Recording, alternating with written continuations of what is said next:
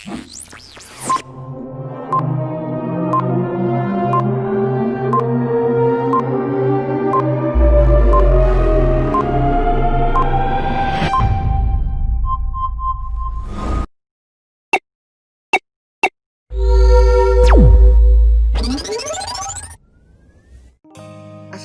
warahmatullahi wabarakatuh.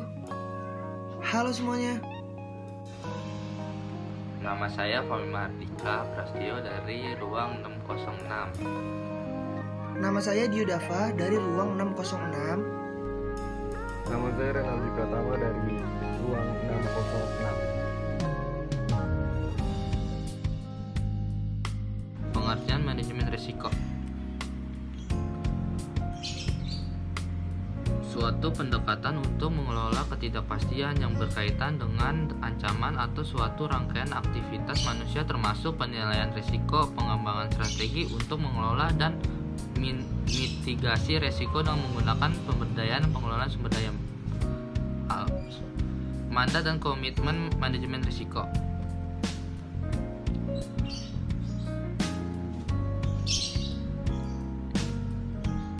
Tugas manajemen 1. Mendefinisikan dan mendukung kebijakan manajemen risiko. 2. Memastikan kepatuhan hukum dan peraturan. 3. Memastikan bahwa kerangka kerja untuk mengelola risiko tetap sesuai.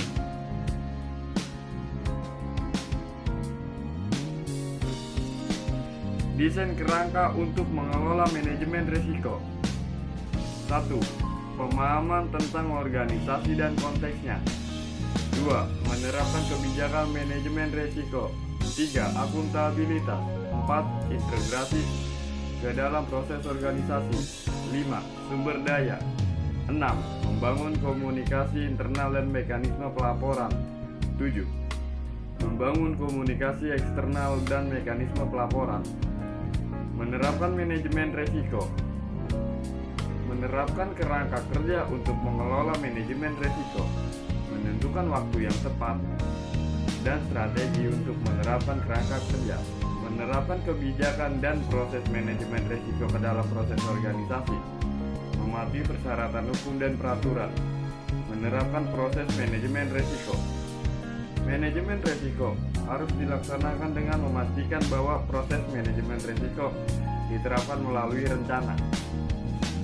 Manajemen risiko di semua tingkat dan fungsi organisasi yang relevan sebagai bagian dan praktis dalam proses pemantauan dan peninjauan kerangka kerja.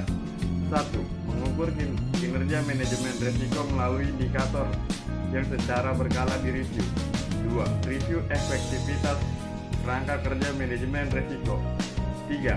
Mengukur secara berkala kemajuan penyimpangan Perbaikan kerangka kerja secara berkelanjutan, yaitu adalah 1. Menetapkan kebijakan manajemen risiko dan menyelaraskan dengan budaya perusahaan.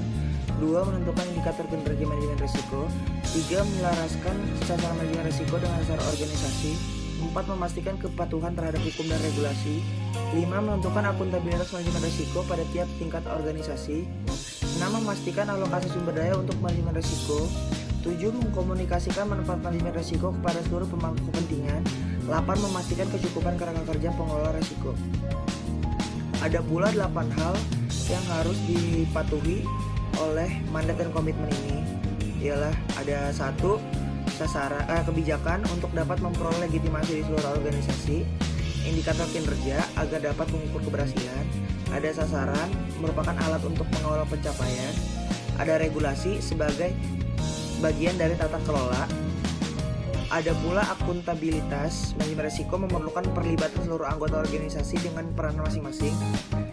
Ada komunikasi manfaat untuk penerapan manajemen risiko. Ada sumber daya untuk meliputi anggaran waktu, manusia, sistem dan teknologi. Dan yang terakhir kecukupan kerangka kerja sesuai dengan prinsip PDCA. Sekian penjelasan dari kelompok kami. Terima kasih. Dari kami, kurang lebihnya mohon maaf. Wassalamualaikum warahmatullahi wabarakatuh.